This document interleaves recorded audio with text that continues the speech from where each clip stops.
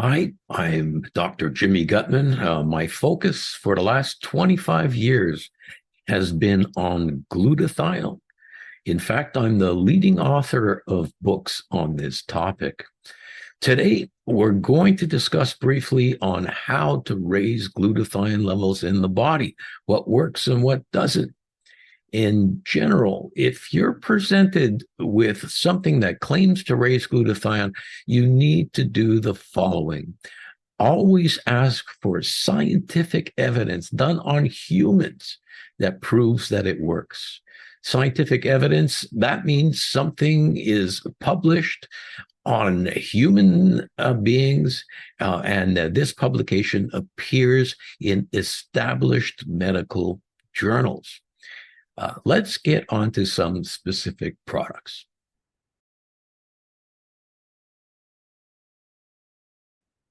Taking oral glutathione or eating glutathione doesn't work. When you eat glutathione, it's destroyed by the digestive process. There are hundreds of research articles that demonstrates this in the medical literature. Finally, doctors don't use oral glutathione to raise glutathione levels.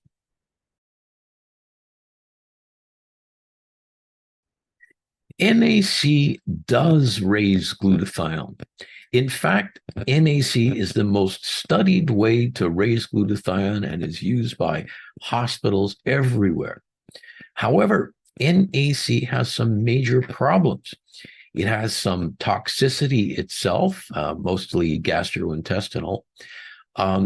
Number two, it has to be taken several times per day to remain in your body. And number three, its effects wear out after time. So NAC works well. It just has some problems you need to be aware of.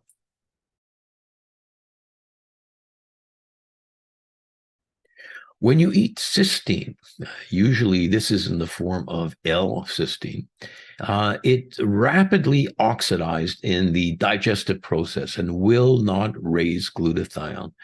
Doctors don't use cysteine, and this is why scientists invented N-acetylcysteine back in the 1960s.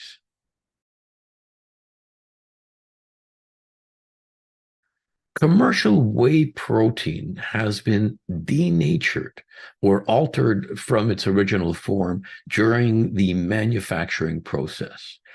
This makes the protein lose its ability to raise glutathione. If a company claims to have undenatured whey protein, make sure you ask to see human clinical studies to prove this.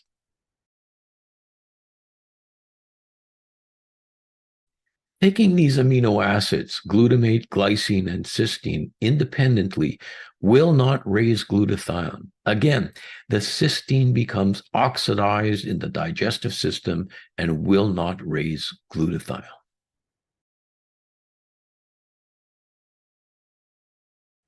There are several types of glutathione available, including liposomal glutathione and nanoglutathione.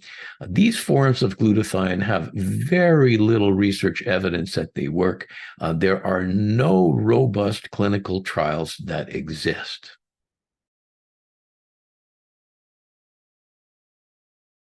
There's absolutely no scientific evidence to show that glutathione mouthwashes work. None.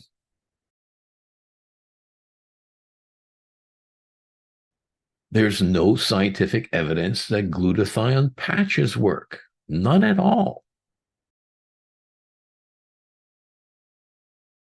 IV or intravenous glutathione does work, but its effect only lasts for literally minutes. These effects quickly disappear.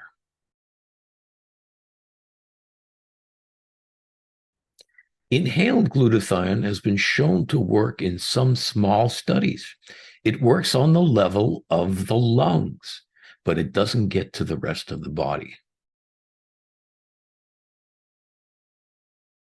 Immunocal is recognized by the medical community as a way to raise glutathione.